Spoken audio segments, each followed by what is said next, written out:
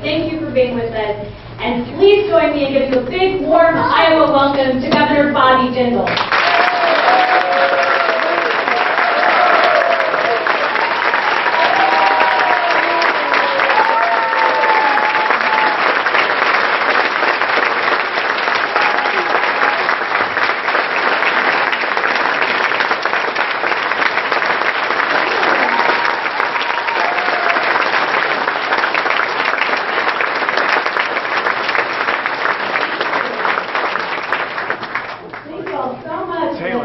Welcome. Thank you all so much for joining us here today. My name is Jindal. I'm Bobby's wife. We've been married almost 18 years now. Together we have 3 children. We have a 13-year-old daughter and an 11-year-old son, and an 8-year-old son. Bobby's an amazing father, an incredible husband. But I wanted to share with you a little bit about his incredible effort and accomplishment. I'm very proud of him. He's done some amazing things for our state. I wanted to share a little bit of that with you for those of you who may not be very familiar with this. Bobby first ran our state Department of Health when he was in his 20s. That department was facing bankruptcy and he returned it to a surplus. After that, he worked on healthcare issues on a national level. He was very familiar with the broader issues in healthcare.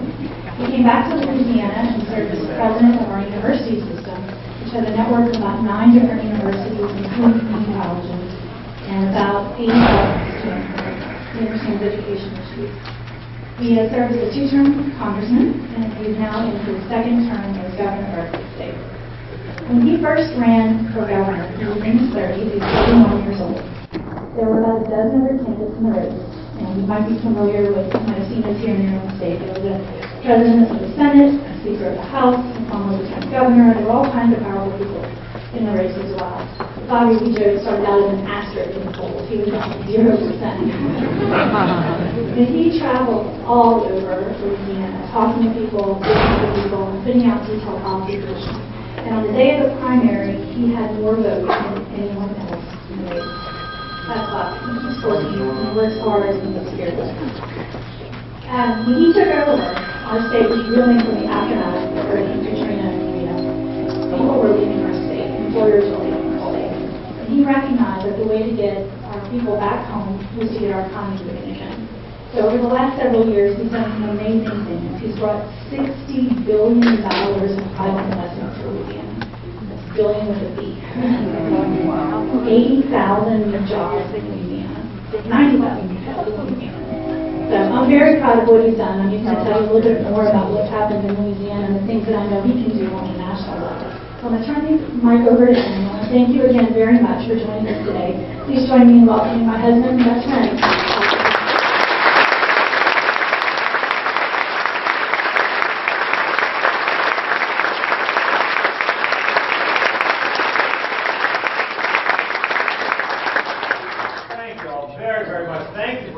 On this Saturday. Thank you so much for that warm reception. I want to thank again my beautiful wife.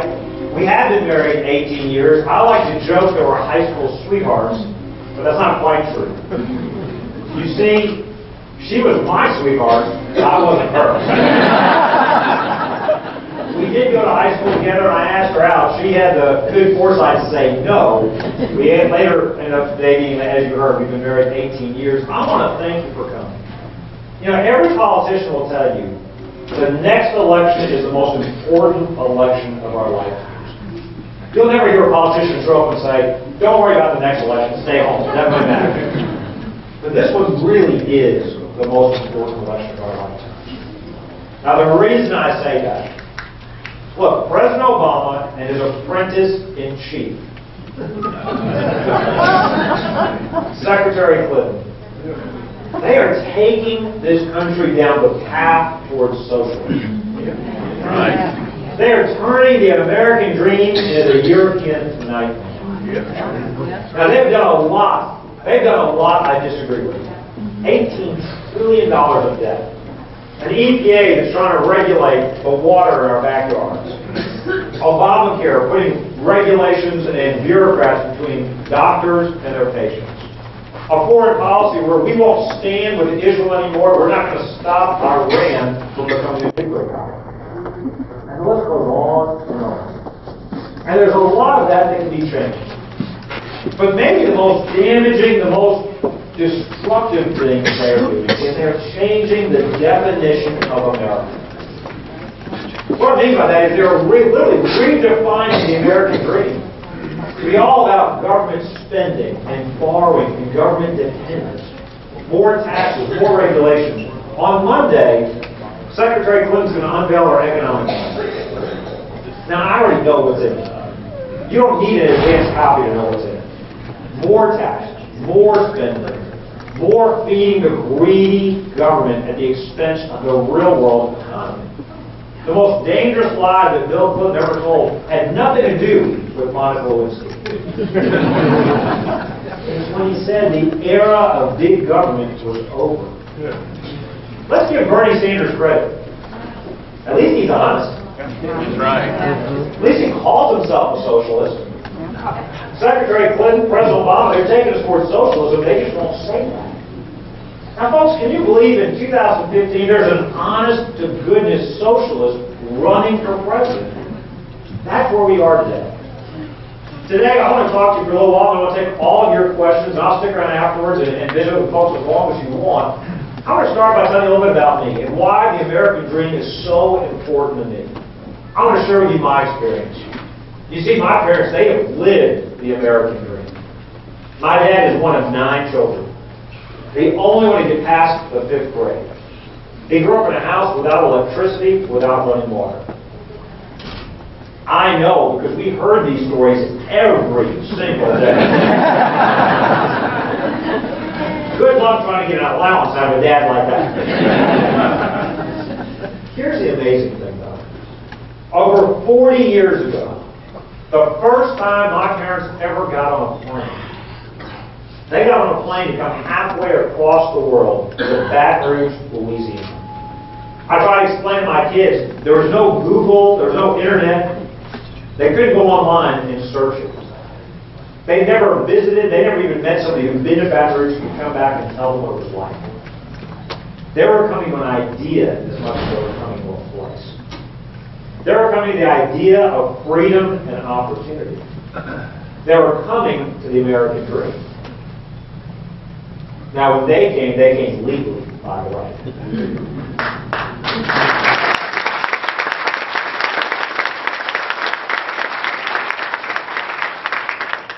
I'm going to say something I know you're not supposed to say, but I'm going to say it anyway. For those that want to come to our country, they should come legally. They should learn English. They should adopt our values. And then they should roll up their sleeves and get to work when they get here.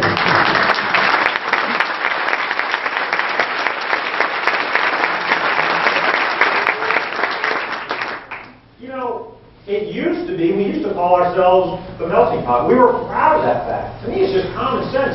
If somebody doesn't want to be an American, they shouldn't come here. Right. Nobody's making them come here.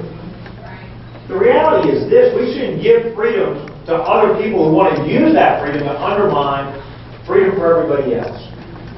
Europe, you've got 2nd, 3rd generation immigrants that don't even consider themselves part of those cultures. I don't know about you, I'm tired of this president trying to divide us.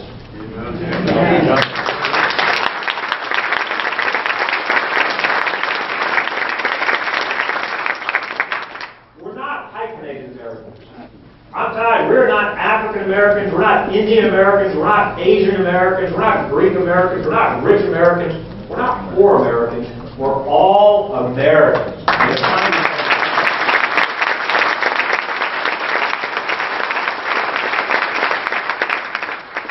And I'll talk about securing the border, but by the way, I'd love to hear this president just say something about San Francisco and sanctuary cities. Now, in his defense, he's a little busy. I don't know if you've read. He's waged war on trans fats. He's got his hands full trying to protect us from Oreo cookies and microwave popcorn. My wife and I, we got 3 great kids. We'll protect our kids from junk food. I just wish he would do his job as commander-in-chief and really protect us. Protect us from the dangers of radical Islamic terrorism and do his job to secure that border.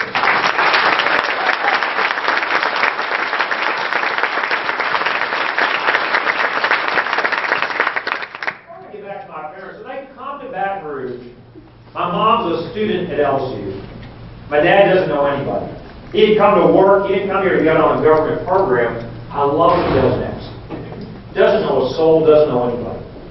So he picks up the yellow pages and starts calling company after company looking for a job. I don't know how long it took him. But finally he wears down and got the railroad company. The guy says, you can start work Monday morning. I haven't even met my dad yet. And I love what my dad then tells his new boss. Hasn't even met the guy yet. And I was warned, I know we got some high school and college students here, do not do this in your first job interview. This is like top 10 things you're not supposed to do. My dad tells his new boss before he even meets him, he goes, that's great, I'll start work Monday. But he says, look, I don't have a car, I don't have a driver's license. You're going to have to pick me up on the way to work. Only my dad would do that. But he was so enthusiastic to work, his boss did exactly that. He went and got him. 6 months later, I was born at Women's Hospital. I was what you would politely call a pre-existing condition. All that meant was my parents' insurance didn't cover it. But I love what my parents did next. My dad went to the doctor after I was born. No government forms, no paperwork, no contracts. My dad went to that doctor, looked him in the face, and said, I want to send you a check every month until I pay this bill in full. And then they shook hands in the hospital, and that's exactly what my dad did. It was a simpler time back then. It's just what parents did. I asked my dad, though, how do you pay for a baby on layaway?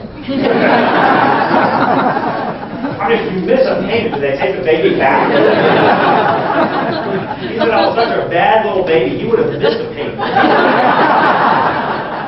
But he said, don't worry, you're paid for. Nobody's coming to get you. My parents, they chased the American dream. They caught the American dream. They have lived the American dream. I want my children. I want your children. One day I want my grandchildren to be able to live that same American dream. That's what makes this election so important. Now look, there are a lot of talkers in this race. There's already a talker in the White House. If talk was all we needed, we'd be doing great right now. We need a doer and a talker. We have a first term.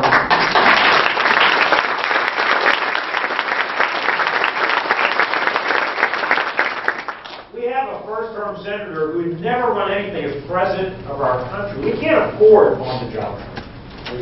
So every Republican will tell you, hey, I'm going to shrink the size of government. I'm going to protect innocent human life. I'm going to fight common core. And that's great. But we haven't just talked about those things. We've already done those things. In Louisiana, we have cut our budget 26%, $9 billion.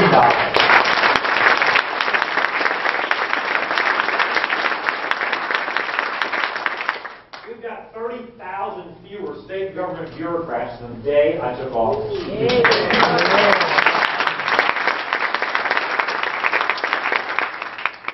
8 credit upgrades. We've had now 25 years about migration, 7 years in a row in migration. We're a top 10 state for private sector job growth, statewide school choice, and we privatized our charity hospital system. Now look, there's another side of this. When you do that, this is what the left is going to say. Well, you know, with that governor, they're always doing government cuts. There's never enough money in government. And to my critics, this is what I say. Absolutely.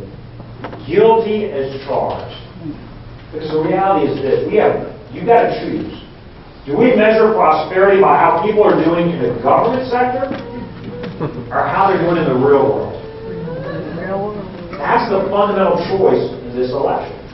Now, you'll have Republicans that will come tell you they're going to fight ISIS, they're going to come tell you they're going to repeal Obamacare, and they'll do all these things. We're not going to just talk about those things, we're going to do those things. And here's the challenge we've got. When you elect somebody who's going to say and do the things you're not supposed to be able to say and do.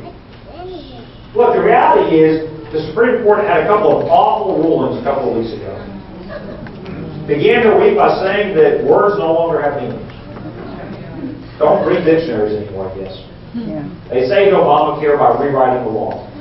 Then later that week, they try to redefine marriage. Yeah. Chief Justice says that they're not reading the Constitution. So to recap, in 1 week you got the Supreme Court not reading the Constitution, not reading a dictionary. I was in Iowa when the ruling came down. I volunteered this. I said, if they're not going to read the Constitution, if they're not going to read a dictionary, they would save some money, just get rid of the court altogether. Maybe don't need this court.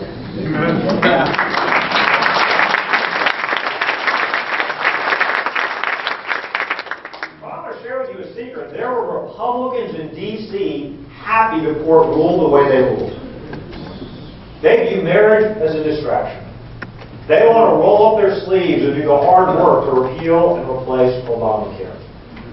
You tell those Republicans we've got to get term limits done. We've got to shrink the budget, not just slow the growth rate. We've got to hunt down and kill ISIS, not contain and degrade them. They'll say, well, you can't talk like that. You can't do those things. If we can't do those things, we're done. Look, it's not enough to send a Republican to the White House. We can send somebody who's going to make big changes. And I'll tell you about the court. Look, unlike Hillary Clinton and President Obama, my views on marriage aren't evolving.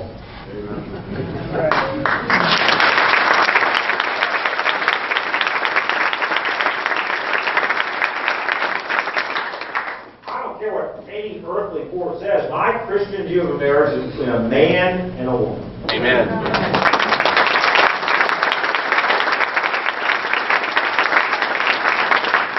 I do support federal efforts to give us our 10th Amendment rights back as states, as well as to define marriage as being between a man and a woman.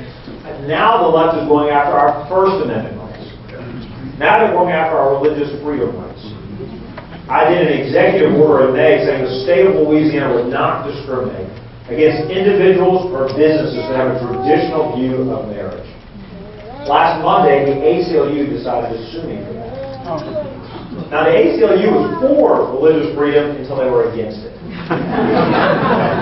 They used Louisiana's Religious Freedom Restoration Act to protect the rights of religious minorities, and I'm glad they did it.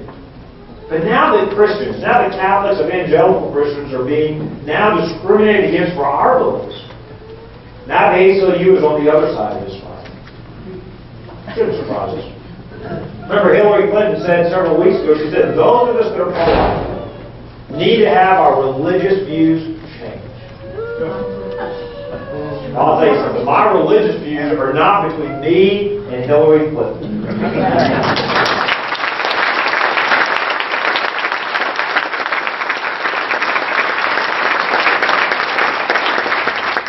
My religious views are between me and God Almighty, and I'm not changing them because she doesn't like them, because the New York Times doesn't like them, or because the Washington Post doesn't like them.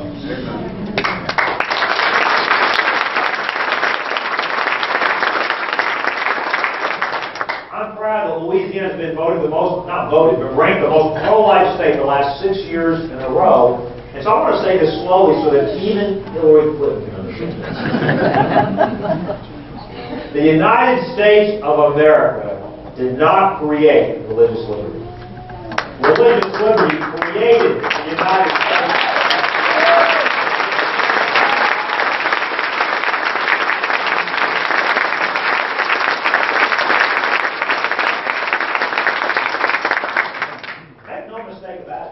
The left wants to take God out of the public square. They want to change our country to something the Founding Fathers never would have recognized, something their parents would never have recognized, to a country I don't want my children to recognize. Founding Fathers anticipated this right. That's why they put this in the First Amendment to the Constitution. You know, I've got a novel idea of the Republican Party. There are those that don't want to talk about these issues, that want to hide from these issues. I've got a novel idea. Why not for a difference?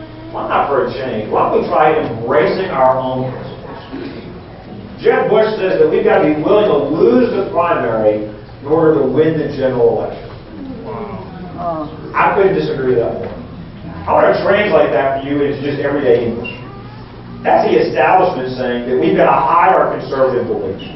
We've got to try to make the left and the media like us. That never works. If we try to do that again, we will lose again, and we will deserve to lose again.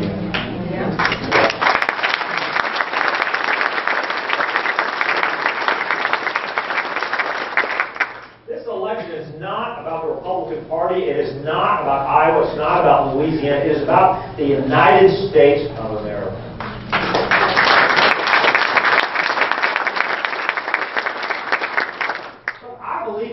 States are ahead of us. I believe we can dominate this century.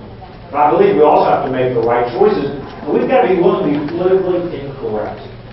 I wish this president would declare war on radical Islamic terrorism instead of apologizing for America, instead of criticizing medieval Christians. I wish he would say this. I know it's not politically correct. I wish he would say to those Muslim clerics and leaders, they must denounce not just generic acts of violence, but the individuals by name committing these terrorist acts, and say they are not martyrs. They're not going to enjoy a reward in the afterlife, but rather they're going straight to hell where they belong.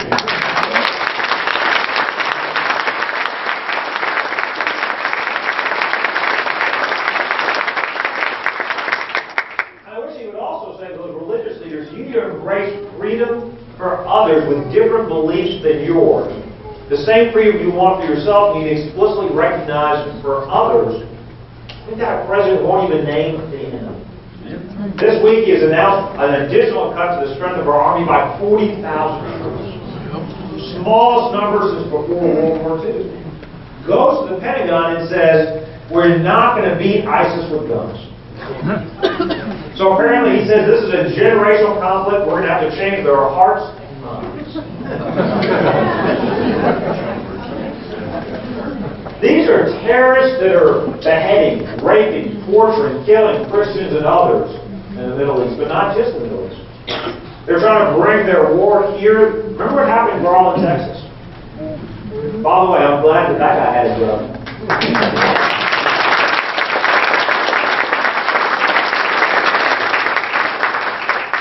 Maybe Texas, Iowa, Louisiana aren't the best place to try that foolishness. In our states, we think gun control is being able to hit your target, hit what you're shooting at.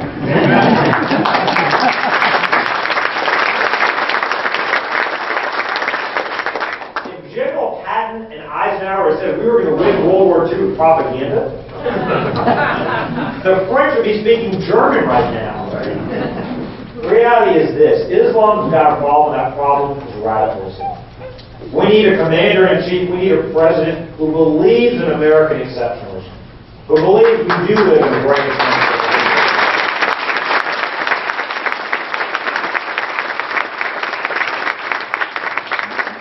If you're a commander-in-chief, we will get 4 things done.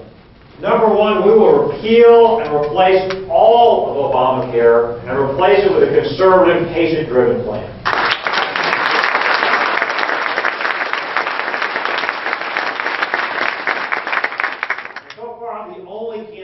A detailed plan on how to do that. Second, we will stop talking about it. We will simply secure the border. No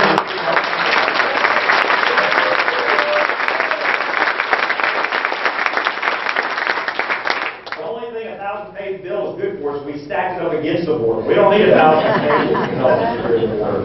Third, we're going to shrink the size of the federal government and grow the private sector.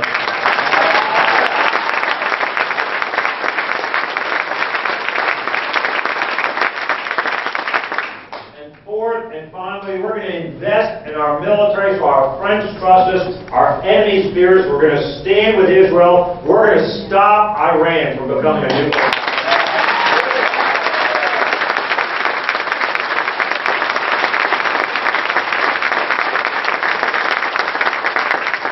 I'm going to close with this. I'm not just asking you to join a campaign. I'm asking you to join a cause. I'm asking you to believe again.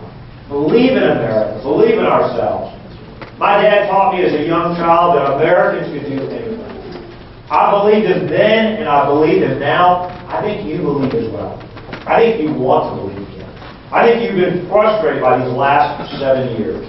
Ronald Reagan famously described us as that shining city on a hill. But he also reminded us that it wasn't inevitable. He said every generation has to choose for itself to renew those principles of freedom. Previous generations have spilled great blood and treasure to give us the ability to live in the greatest country in the history of the world. This is our time. This is our time to choose. We've got to choose to restore our country, put us back on the right path. We mustn't become the first generation that mortgages our children's future and leaves fewer opportunities than those we inherited from our own parents. The Founding Fathers got something essential right. They knew the greatness of America wasn't in our government, but rather it was a limited government securing our God-given rights. It was freedom. Freedom of the entrepreneurs to create something from nothing. Freedom for the moms and dads to raise their kids according to their own values. It is time to believe again. Amen.